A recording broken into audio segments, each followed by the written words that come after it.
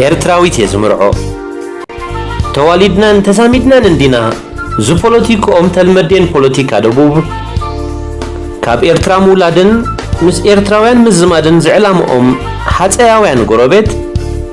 ዓለም ብምልእታስ ተዋለደትን ዝተዛመደትን ምዃና ዘንጊዖም ናይ ስነ ሰብ ስነ ህዝቢ ስነ ጥንቲ ትምህርቲ ምርዳእ ግዳቢዎም እዚ ነገር እዚ ኣብ ከባቢና ጥራይ ከም ዘጋጠመ ገይሮም ከጉልሕዎ ብምድላይ ክግዕሩ ምርኣይ ንዘለዎም ትሑት ኣተሓሳስባን ንቕሓትን ዘርኢ እዩ ከምኡን ዘርምምን ዘተሓሳስብን ትርጉም ሃገር ብቋንቋን ትውልድን ክርድእዎ ምፍታኖም ጽበት ርእሶም የርኢ እቲ ምስ ኤርትራውያን ንምውሳብ ዝገብርዎ ፍሉይ ናይ ሕውነት ምስሊ ናይ ምፍጣር ኣጀንዳኦም ድማ ሰራማት ሰብ ጸቢብ ሓሳብ ምዃኖም ይስወጠካ ክብሪ ደቂ ኣንስትዮ መግዝኢ ፖለቲካዊ ጾታ ክገብርዎ ምፍታን ይሕዝን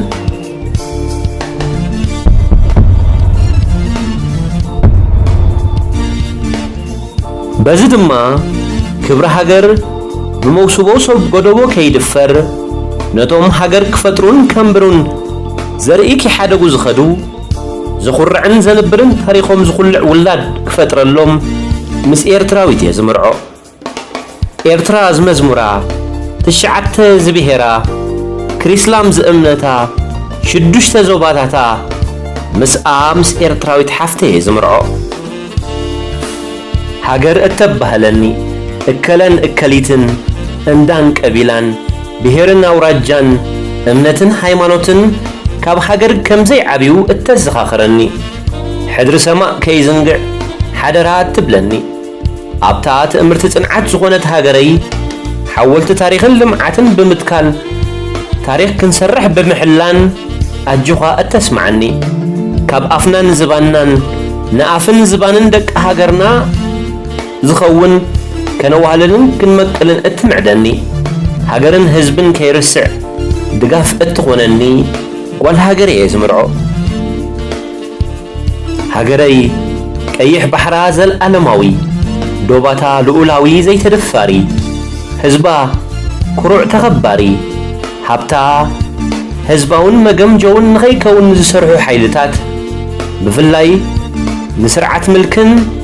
ኣብ ደቡባዊ ሸነኽ ንዝርከቡ ወረርትን በልዓትን ኣፎም ንኽሓትሞም ኢደ እግሮም ክቕርስሞም ሕልሞም ከብንነሎም ኣብ ዘካይዱ ቃልሲ ኣብ ጎድንኸ ትብለኒ ጓል ሃገር እየ ዝምርዖ ከም ሰበይ ከም ሰባ እቲ ናይ ሰብን ቤተሰብን እንዳንኮምን እናመላእና ወሊድናን ዘሚድናን ብፍቕርን ክብረትን ብቕሳነትን ሓበንን ኣብ ኤርትራ ኣብ መሬታን ባሕራን ብሓባር ክንነብር ኣሎና ትብለኒ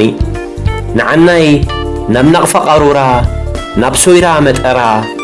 ተኺሎ ዓራቶ ግረቶ ቆሓይቶ ንፈሮ ደንጎሎ ናብ ዕዲ ናብ ጢዖ ኣፍ ሂምቦል ሃዘሞ ተኾምብያ ኣውጋሮ ወዘተ እናብለት እትመርሓኒ እቲ ገንዘብና ኣብኡ ነውዕሎ እቲ ጸጋና ኣብ ሃገር ንትከሎ እዚ ሃብትና ህዝብና ኣካፈሎ ሓሳባትና ሓፋሽና ማቐሎ ብምባል እትድርኸኒ ብርኽቲ ጓል ብርኽቲ ኤርትራ ጓል ብሩኻት ስድራ እየ ዝምርዖ ዝድርዖ ምስካልእ እንተይልናስ ከይንጸንት ዘርኢ ሃገርና